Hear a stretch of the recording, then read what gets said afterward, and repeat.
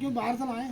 जो बाहर से लाए वो तो बात है, सही कह रहे हैं आप, परंतु 0238 ही गन्ना आप ले लो, सबसे ज्यादा क्षेत्र में वही गन्ना था अब तक। अब थोड़ा कम हुआ होगा, रोग आने लगा। अगर किसी से आप 0238 का गन्ने का बीज लेना चाहते हैं, उसमें रोग न हो, तो वो भी 400 रुपए कुंटल से कम नहीं पड़े, जो सभी के पास है। और 1 एकड़ में आपने 25 ही कुंटल डाला तो कितने का होता? 10,000 रुपए का हो गया। अगर वो भी आपको खरीद के डालना पड़े ना, बहुत महंगा है।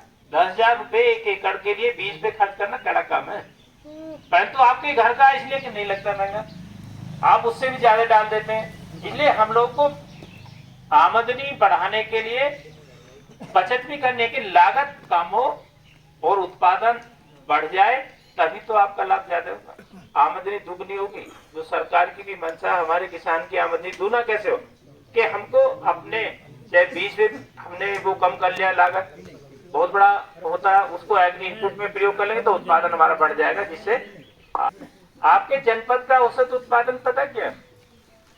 801 कुंटल है प्रति हेक्टेयर।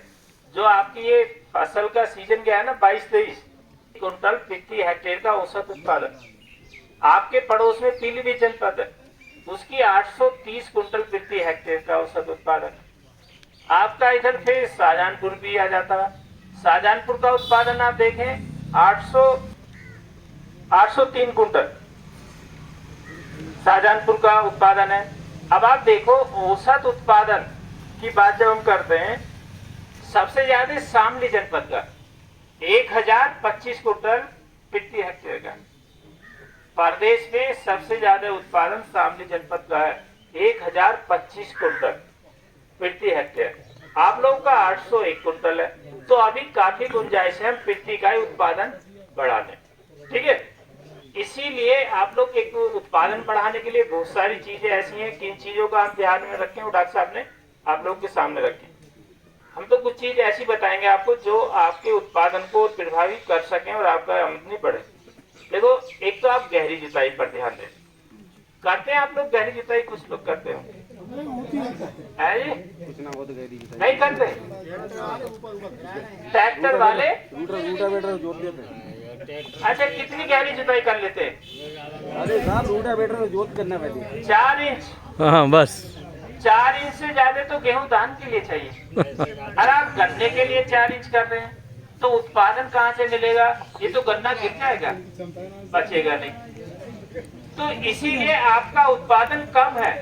आपको सबसे पहले मिट्टी के ऊपर ही ध्यान देना, हमें ऑर्गेनिक मैटर भी बढ़ाना है। अगर आपने स्वस्थ मिट्टी कर लिया ना, और स्वस्थ मिट्टी है तो निश्चित है वही उत्पादन देने की क्षमता रखेगी। उत्पादन के साथ साथ हमें गुणवत्ता पर भी ध्यान रखना। हमने उत्पादन तो कर लिया, गुणवत्ता है नहीं, तो उसे लेने वाला कौन होगा? आज के समय में दोनों चीजें हो, तभी आपको मूल्य अच्छा मिल सकता है। सबसे पहले आपको गहरी जुताई पर ध्यान देने की आवश्यकता है। उसके लिए आपको चाहिए एमबी पिलाव या लोहिया हल होते थे, पलटा कहते थे। अब और आधुनिक यंत्र आ गए हैं, एमबी पिलाव है या रिवर्सेबल एमबी पिलाव है। कुछ किसान भाई ये चाहते हैं कि ऐसा यंत्र हो एक ही बार में खेत तैयार हो जाए, चाहते हैं या नहीं चाहते? ऐसे यंत्र है पावर हैरो, आप पावर हैरो चला दो, एक ही बार में खेत तैयार हो जाएगा। उसका ब्लेड 1 फीट गहराई तक जाता है, जब बर्मा नहीं चलता ऐसे वो 1 फीट गहराई तक की मिट्टी को मिक्स करते पर तो तोड़ेगा। दिक्कत सबसे बड़ी यही है कि आप जो बराबर कई वर्षों से एक समान गहराई पर जो जुताई करते आ रहे हैं, तो 4 इंच के बाद मिट्टी हार्ड हो, उसमें ऑर्गेनिक मैटर भी नहीं रहा। और क्या है, जो आप रासायनिक उर्वरक देते हैं वही है। अच्छी मिट्टी बाहर निकाल देते हैं जब कुंड खोदते हैं, चाहे ट्रेंच ओपनर से चाहे रेजर से। होता है ऐसा या नहीं होता?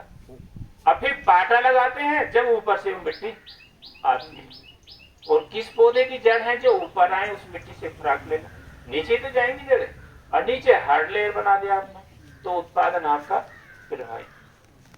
अब आपको काम करना है, मिट्टी को पलट दो। आपकी गन्ना समिति पर ये यंत्रों में जरूर होंगे, एमबी पिलाव या रिवर्सेबल एमबी ये है, और हो सकता है ट्रैक्टर भी आ गया हो, क्योंकि ये यंत्र हैवी ट्रैक्टर से चलेंगे। हल्के 40 हॉर्स पावर से, इसके लिए कहीं 55 हॉर्स पावर 50 हॉर्स पावर का चाहिए, तो वो ट्रैक्टर भी आ गया। सरकार ने व्यवस्था कर दी तो आप वहां से लाएं किराए पे, इसे चलाएं, 4 साल में एक बार मिट्टी को पलट दें।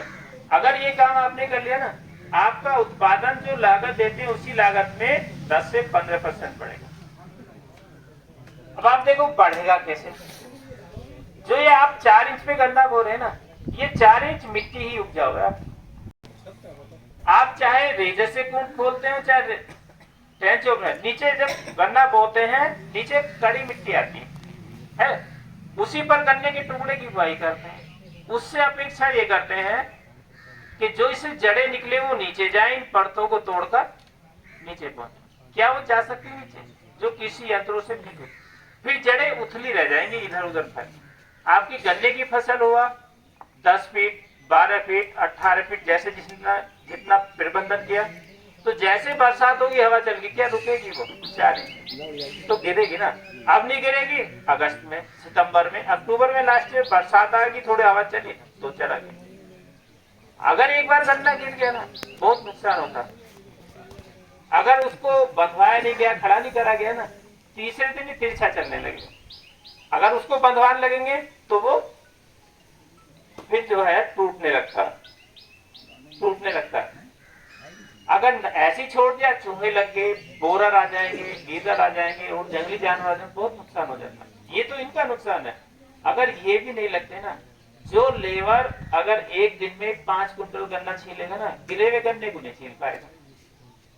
और जहां आप ट्राली में ले जाएंगे 50 कुंटल, तो उसकी 40 कुंटल ले जाएगा। ये खर्चे और बढ़ जाते हैं। इसलिए हमको गन्ने को गिरने से बचाने के लिए ही ये काम भी करना है कि सबसे पहले हम गहरी जुताई करके मिट्टी को पलट दें। और ये काम अगर आपने कर लिया, जिस गहराई पर गन्ने की बुआई आप इस समय करते हैं उस पर गन्ना बो दें, तो देखेंगे नीचे अच्छी मिट्टी होगी, बेकार मिट्टी ऊपर आएगी। फिर उसकी जड़ें जो निकलेंगी आसानी से मिट जाएंगी, ज्यादा खुराक लेंगे, उसका वृद्धि विकास ज्यादा होगा। ये 4 साल में एक बार काम करना चाहिए। दूसरी चीज, खरपतवार नहीं होने का।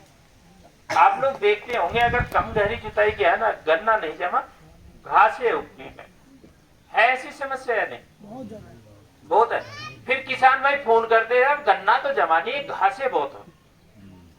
फिर आप दवा डालेंगे, कुछ पौधे अगर गन्ने के जमाए तो उन्हें झटका मारेगा, ये वो नुकसान कर दिया।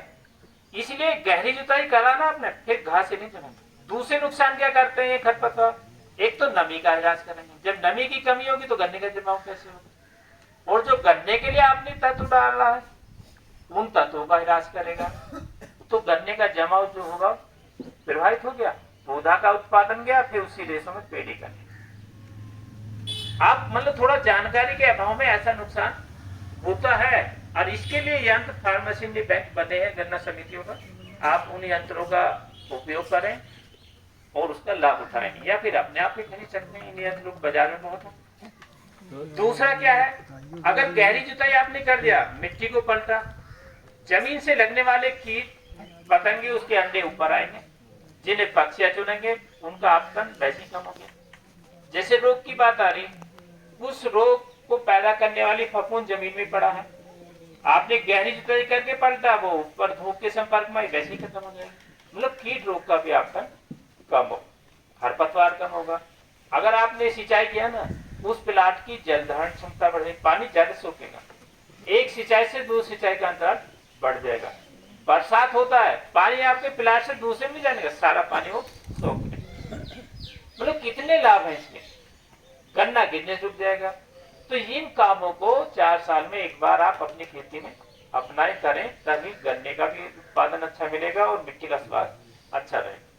ये तो रही मिट्टी से संबंधित, बाकी चीजें डॉक्टर साहब ने बता दी क्या क्या डालनी है, क्या क्या आपको करना। परंतु एक चीज के लिए हम आपको जरूर सुझाव देंगे, जब भी आप ट्राइकोडर्मा का प्रयोग करें, ठीक है, ट्राइकोडर्मा तो प्रयोग करते हैं आपके बिल्वा फार्म में बनता है, चाहे बिलाक से लें, चाहे चीनी मिल से मिले, चाहे बाजार से, हर एक फसल में, चाहे गेहूं का उत्पादन लेते हो, चाहे धान का, चाहे गन्ने, खेत की तैयारी के समय जरूर डालें।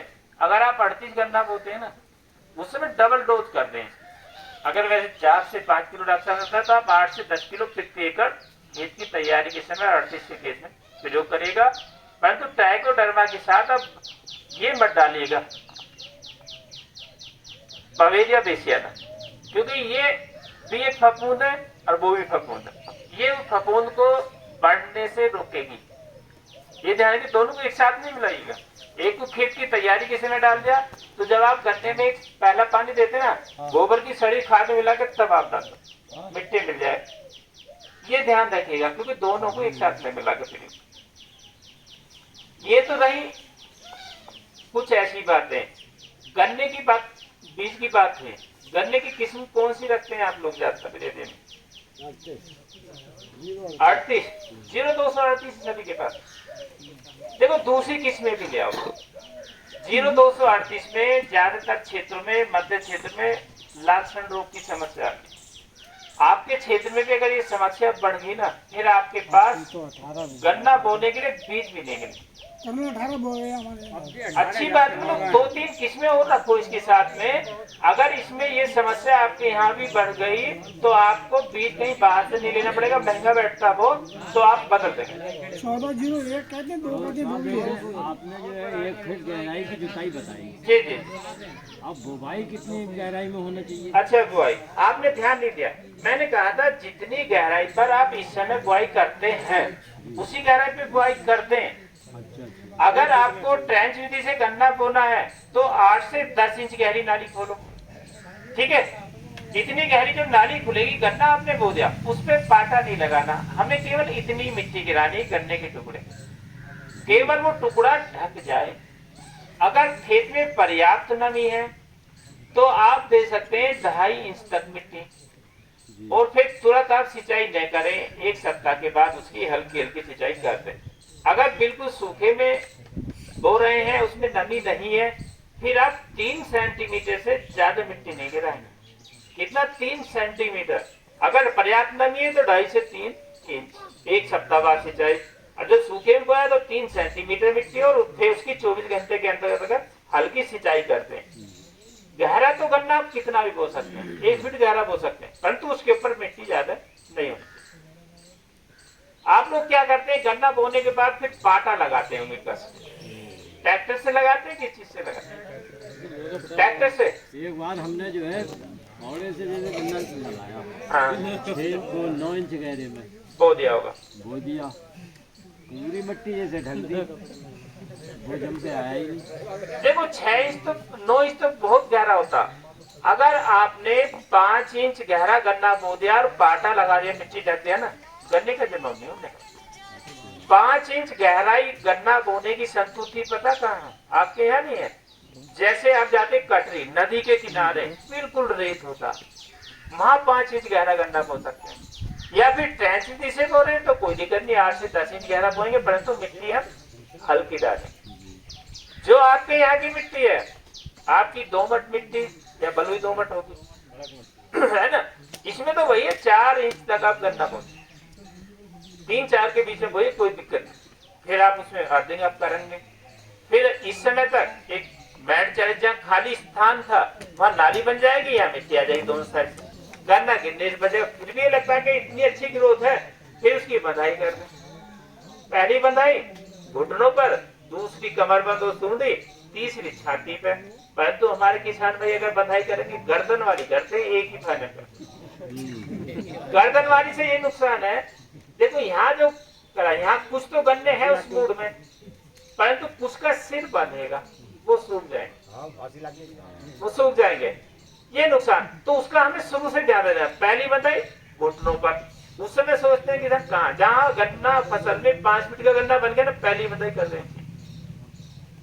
दूसरी बंधाई हम करेंगे सूंडी तक, तीसरी छाती में, इससे ऊपर नहीं करनी। तीसरी जो करनी है 2 किलम एक साइड के और 1 किलम दूसरी लाइन, फिर 2 इधर के 1 इधर, त्रिकोणाकार हो जाएगी वो। फिर तूफान कितना चले, करना नहीं। ये काम करना। दूसरी चीज किसमें जो मैं बताना चाह रहा था, 0238 के स्थान पर और किस किस को स्थान देंगे। एक प्रजाति करना की CO 015-023, 15-023 आप लोग के पास होगा। गन्ना बहुत मोटा है और ऐसा लगेगा कि जैसे इसको धुल के लाए हो, हल्के पीले रंग का है, हल्के पीले हरे रंग का, बड़ा सुंदर, बड़ा मोटा है, बहुत लंबा। परंतु इसे अक्टूबर में ना बोए, अक्टूबर में बोएंगे आप संभाल नहीं पाएंगे, गन्ना गिरेगा भी मुलायम है। आप इसको मार्च या अप्रैल में लगाओ, फिर बहुत बढ़िया। मार्च में या अप्रैल में लगाएं, बहुत बढ़िया गन्ना है, हल्के पीले हरे रंग का है। आप अगर इसकी पत्ती की पहचान करेंगे, दूर से चमक जाएगा ये गन्ना 1503 है, क्योंकि उसकी पत्ती जहाँ शीश से निकलती ना, 1 फीट आगे दोनों फलक उसके नीचे को मुड़ जाते, मुड़े रहते हैं इसके, और फिर आगे सीधा हो जाता। ये भी हल्के पीले हरे रंग का तो है ही गन्ना, पत्तियां भी इतनी डार्क ग्रीन नहीं रहती। इसकी पोरी आप देखते हैं, पोरी ज्यादा लंबी भी है, 38 से भी लंबी पोरी हो जाती है। इस गन्ने को लगाया जा सकता है, परंतु इसमें एक विशेष ध्यान देना है, अन्य किस्मों की अपेक्षा नाइट्रोजन कम चाहिए। नाइट्रोजन कम चाहिए तो यूरिया वगैरह आप देते हैं, और जून के बाद बिल्कुल नहीं चाहिए। अगर जून के बाद आपने डाल दिया ना, जो अभी कोई किसान कह रहा था कि खड़े गन्ने में ही बड स्प्राउट बने, आंखें जमाव ले लें, जून के बाद नहीं देना और कम देना। ये ध्यान अगर करके आपने इस गन्ने की खेती की तो अच्छा उत्पादन लेगा। ऐसा ही कोसा 13235 है, इसको भी अक्टूबर में डालिए, मार्च में बो दें चाहे अप्रैल में, और जून के बाद यूरिया बिल्कुल नहीं देना। फिर देखो इस गन्ने का भी उत्पादन, इसकी भी बड स्प्राउट नहीं करना। ठीक है, इसका भी गन्ना की फसल देखेंगे ना, हल्के पीले हरे रंग की होती है, और इसकी पोरी जो है ना लंबी है, और आंख ऐसी उभरी है कछुए की पीठ उभार ले। ये 13235 है। इसके अलावा 14201 इधर से नाम आ रहा था, COL के 14201, ये प्रजाति 8436 की तरह है देखने में इसकी लुकिंग, परंतु गन्ना पतला है, उससे ब्याज बहुत अधिक है, ब्याज बहुत अधिक है, इसलिए इसे 4 फीट पे लगाएं।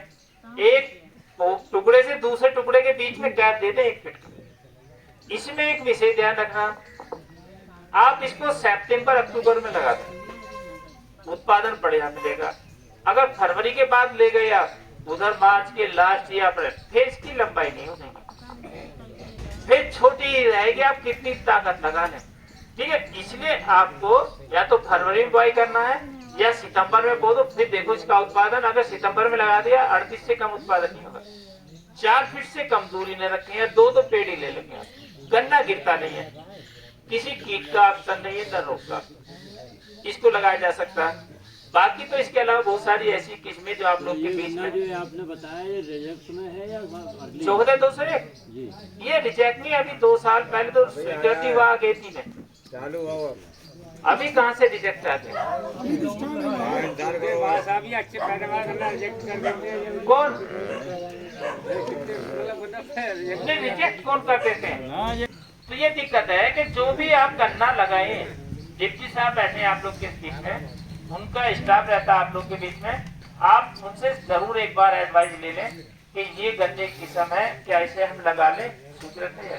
ये अक्टूबर में जो आपने गन्ना बताया था, ये क्या नाम है इसका? 14201 अच्छा गन्ना, इसे आप लगा लें, बहुत अच्छा उत्पादन देगा। और जो 118 गन्ना चल रहा है ना, उसकी ज्यामिति थोड़ा अलग ही है। तो 0118 गन्ने में देखो ब्याज कम है। किसी किसान भाई के पास है क्या वो गन्ना? ब्याज कम है, और गन्ना बड़ा ठोस है, ठोस गन्ना है, वजन बहुत देता है। उसका उत्पादन लेने के लिए एक तो 2 आंख का टुकड़ा करें, और जब आप बुआई करते हैं चढ़ा के बोए उसे, और लाइन 4 फीट की दूरी न रखें, 3 फीट कर दें, फिर आप उसका उत्पादन अच्छा ले सकते। और ये ध्यान रखें, मिट्टी ज्यादा नहीं आनी चाहिए, हल्की मिट्टी आनी चाहिए, तब जमा होगा। ये तो रही गन्ने की किस्में, आप इनमें से ही कोई सी 2-4 लगा लें। सामान्य गन्ना आप लगाते नहीं होंगे,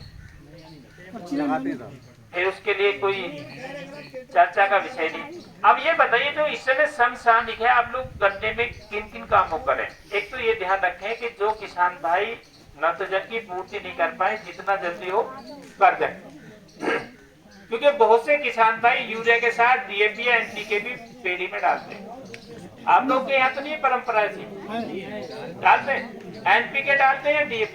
NPK कितना डालते हैं NPK 1 एकड़ में? 50 किलो NPK और यूरिया 1 कट्टा, 2 बैग एक साथ डालते हैं। वो किस लिए डालते हैं? यहाँ कोई बता सकता है उससे क्या आपको लाभ है या क्या उद्देश्य डालते हैं? किसी को नहीं पता। अच्छा देखा देख डालते आ रहे, पहले से एक परंपरा आ रही होगी ये डालने। देखो बेड़ी फसल में आपको डीएपी डालना ना ही एनपीके। एनपीके में 3 तत्व है, एक तो नाइट्रोजन, फास्फोरस, पोटाश। नाइट्रोजन तो आप यूरिया से दे रहे हैं जो सस्ता भी है, सभी जगह सुलभता से उपलब्ध भी है, तो फिर इतना महंगा आइटम क्यों दे रहे हैं? ये तो डीएपी से भी महंगा है। जो उसका फास्फोरस पोटाश है ना, पौधे को जब मिलेगा अगर जड़ के पास आपने पहुंचा दिया, अगर जड़ से इधर उधर है ना, पौधा नहीं लेना। नाइट्रोजन तत्व को ले लेगा, वो घुलनशील है, नमी लेके घुल जाएगा, पौधे के पास चला जाएगा, उड़ जाएगा, लीच हो जाएगा। परंतु फास्फोरस पोटाश ऐसे नहीं है, नमी लेकर घुल तो जाएंगे, अगर जड़ उसके पास नहीं आई ना, पौधे को नहीं लेगा, पड़ा पड़ा कड़ा हो जाएगा। डॉक्टर साहब ने काफी जोर दिया था, आपका इतना पैसा गया, उसका लाभ कुछ नहीं मिलेगा। इसलिए आप जो देना चाह रहे हैं ना, आप एक काम कर सकते हैं, आपको गन्ना समिति से जब बेड़ी फसल है आपकी, ब्यात हो गया या पौधा फसल में भी, बाकी तो जो डॉक्टर साहब ने बताया वैसे प्रयोग करें, फिर उसके बाद आप यूरिया अलग से भी मत दो। आपकी समिति से नैनो यूरिया मिलता होगा, लाते हैं या नहीं? उसका प्रयोग करिएगा। जो नैनो यूरिया है ना, 1 एकड़ के लिए 1 बोतल है। भाई ये दिमाग में बैठा लिया आपने, कैसे करा आपने बताओ? कैसे किया, कब किया? अब देखो सीधे डालेंगे उसका लाभ कब मिलेगा? जब ये पहले समस्याएं जो आपने बताया ना, उसमें कुछ सुधार हुआ। भाई उसे कोई भी चीज है, उसे पहले कोई दवा है ना, उसे भी आपको हिलाना पड़ेगा। देखो नैनो यूरिया ले लीजिएगा आधा लीटर, उसमें आप सागरिका और मिला लो आधा लीटर, ठीक है? और एक आता 05234 जल मिले, उसका 2 किलो मात्रा उसकी मिलाओ, फिर देखो आप उसका रिजल्ट। अगर सीधे डालेंगे ना, तब आपको रिजल्ट नहीं मिलने का। ये मिलाकर अगर आप डालते हैं, नैनो से तो नाइट्रोजन मिल गया, जो आपका जलविले उर्वरक है ना, उससे 52% फास्फोरस, 34% पोटाश में, और सागरिका से देखो उसकी ग्रोथ फास्ट हो जाएगी। ये चीज मिलाकर अगर करेंगे तो ज्यादा बढ़िया है। जैसे आप बता रहे हैं ना कि जैसे नया प्रोडक्ट आया है, तो किसान भाई ये सोचते हैं कौन बवाल में पड़ेगा, स्प्रे कर रहे हैं। जब ये यूरिया आया था ना, तब भी हमारे किसान भाई नहीं डालते, सरकार चोरी से रात को छिटकवा थी, और जब उसका रिजल्ट मिला ना, फिर अब ऐसे लगे सरकार कह रही है कम करो, नहीं इसी को डालेंगे, मतलब कुछ उल्टा करने लगते। ऐसी बात नहीं, आपके हित के लिए। अब सरकार ये सोची हमारे किसान भी सभी लोग पढ़ लिख गए, इतना पढ़ लिख गए, फिर भी मजबूरी है अंगूठा लगा के मिलता है। भाई इससे भी छुटकारा मिले, नैनो अंगूठे से नहीं मिलेगा, ऐसे मिलेगा। भाई इतना पढ़ लिया, चाहे इंजीनियर और डॉक्टर, अगर उसे डीएपी एनपी के लिए ना अंगूठा लगाना पड़ेगा, तो उसकी पढ़ाई लिखाई तो बेकार होगी। तो सरकार ये चाह भी उससे भी बच जाए, ठीक है? उससे करिए। इसी हिसाब से फिर नैनो फास्फोरस आ गया, डीएपी, पोटाश, सल्फर, जिंक, ये बहुत जल्दी आने वाले। और ये ऐसी चीजें हैं, आधे लीटर आई है डीएपी आ गई, उसको जो आप स्प्रे के रूप में देंगे ना, देखिए नैनो बेस्ड फर्टिलाइजर है, पौधा सीधे ऐसे क्यों लेगा? पौधे में स्टोर होगा, जैसे उसको जरूरत है धीरे धीरे लेता रहेगा। आपने जमीन में डाल दिया, जड़ के पास नहीं, जमीन में पड़ा हुआ कड़ा हो जाएगा, फिर पौधे को नहीं मिला। फिर एक काम करना पड़ेगा आपको, आपकी समिति से एक कंसोर्टिया मिलता होगा, 1 लीटर की बोतल लाते हैं, जिसमें एनपीके होता, तीनों बैक्टीरिया है। नहीं नहीं नहीं, एक कंसोर्टिया जैव होता, तरल जैव उर्वरक, वो 1 लीटर की बोतल, आप 2 लीटर आप हमारे कहने से इस समय प्रयोग कर लो। थोड़ा गोबर की सड़ी खाद मिला के डलवा के मिट्टी चढ़वा दो, फिर देखो ये जमीन में फास्फोरस पोटाश पड़ा ना, उसे घोलकर पौधे को उपलब्ध कराएगा, अलग से आपको देने की जरूरत नहीं है। अगर 2 बार आप प्रयोग कर लेते ना इसको, फिर देखो अलग से एनपीके डीएपी डालने की जरूरत नहीं है। जो बैक्टीरिया इसमें नाइट्रोजन वाला है ना, वो भी क्या काम करेगा? वातावरण की नाइट्रोजन को फिक्स करेगा, पौधे को उपलब्ध कराएगा। फास्फोरस पोटाश जो पड़ा उसे घोलकर पौधे को उपलब्ध कराएगा। मतलब ये ऐसी चीजें हैं, जब आप उर्वरक लेने जाते हैं ना, और जब वहाँ वो प्रभारी आपको कहता भी ये चीजें से ले जाओ, उसे बाहर समझता, किसान लाता नहीं। जबकि बहुत अच्छी चीजें हैं, जिससे नुकसान भी कम होगा, लाभ अधिक होगा, खर्चा कम है। इन चीजों को अगर आप प्रयोग करते हैं तो वो ज्यादा लाभकारी है और लागत भी कम आएगी।